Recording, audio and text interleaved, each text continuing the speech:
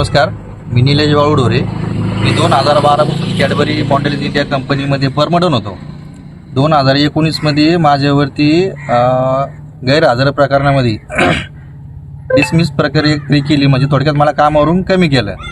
त्यावेळी त्या प्रक्रियेमध्ये अजून 36 ते 40 कामगार असताना फक्त माझ्यावरती ही कारवाई केली आणि बाकीच्या कामगारांना सौम्य शिक्षा देऊन त्यांना पुन्हा कामावरती रुजू करून किंवा त्यांना त्यावेळीची व्हॅरेस ही स्कीम लागू करून त्यांना योग्य तो मोबदला देऊन त्यांना घरी पाठवण्यात आले.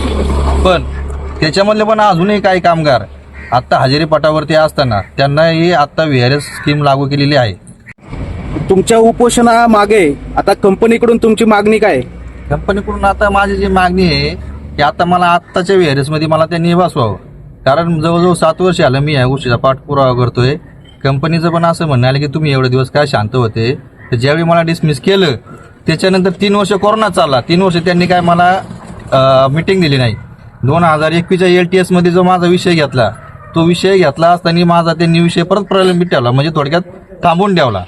तर ते आपण करू म्हणले. तर त्याच्यानंतर मी 2026ला जे मी उपोषण पुकारलं होतं 2025ला थोडक्यात डिसेंबरमध्ये, तर त्याच्यानंतर त्यांनी मला बोलवून घेतलं कामगार आयुक्तांपुढं की तुम्ही काय उपोषणाला बसू नका, काय असेल ते आपण मिटून टाकू बसून. त्यांनी आमच्याबरोबर मिटिंगा करून त्यांनी आमच्या संग एक रक्कम ठरवली की आम्ही त्याला पण मान्य झालो.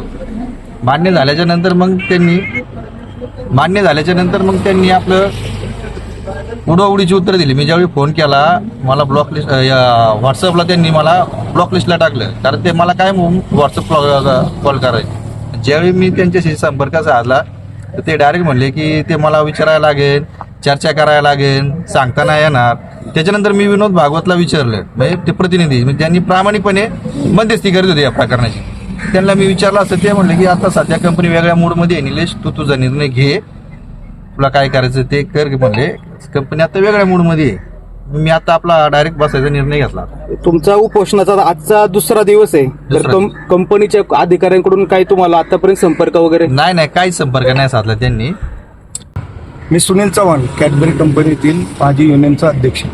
2019ला व्हॅरेस घेतलेली आहे आणि निलेश वाळूढोरे हा एक आमचा सहकारी मित्र त्यावेळेस कंपनीमध्ये कामाला असताना कंपनीने 4-5 लोकांवरती कायदेशीर कारवाई केली होती. त्यावेळी व्हॅरेसमध्ये आम्ही स्वतः, मी प्रेसिडेंट असताना कंपनीला रिक्वेस्ट केली, विनंती केलेली आहे की साहेब यांना तुम्ही व्हॅरेसमध्ये भाग द्या आणि यांचा विषय तो काय असेल तो विषय मिटून टाका. पण कंपनीने सांगितलं की तुम्ही आता आहे या परिस्थितीमध्ये तुम्ही त्यांच्याबद्दल काय बोलू नका, तुम्ही दुसऱ्या कामगारांची व्हॅरेस घ्या, आम्ही यांचा विषय नंतर आम्ही त्यांचा सॉल्व्ह करतो असा शब्द दिला.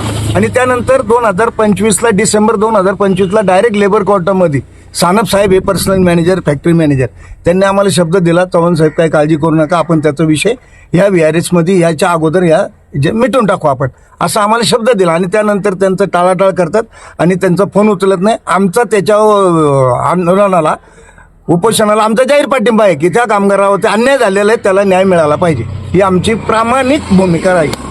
च्या गावातील भूमिपुत्र आज ह्या कॅडबरी कंपनीच्या जाचाला कंटाळून आणि त्यांनी दिलेल्या टाळलेले शब्द, त्यामुळे त्यांनी उपोषणाचा जो आज मार्ग पत्करलेला आहे त्याला प्रथमतः मी गावचा माजी उपसरपंच या नात्याने जाहीर पाठिंबा देतो. ही कंपनी ज्यावेळेस 35-40 वर्षापूर्वी इंदोरी गावामध्ये आली त्यावेळेस या कंपनीला जाण्या येण्यासाठी रस्ता नव्हता. मी स्वतः 530 गट नंबरमध्ये मालक असून माझ्या गटातून या कंपनीला जाण्या येण्यासाठी 10 फुटाचा रस्ता दिला होता. आज जर आपण पाहिलं तर हा रस्ता 30 फुटाचा आहे. माझ्या कुटुंबाचं आणि गावचं या कंपनीला जर एवढं सहकार्य असेल तर त्या कंपनीने या निलेशचाच नाही तर बाकी सर्व कामगारांचा भावनिकतेने विचार करावा. त्याचप्रमाणे आमच्या जागेतून MSCBच्या देखील 3-4 राहिने गेलेले आहेत. आम्ही त्यांचा एवढा जर त्रास सहन करत असेल तर त्यांनी आम्हाला या गोष्टीमध्ये सहकार्य करावं अशी माझी मनापासून भावना आहे.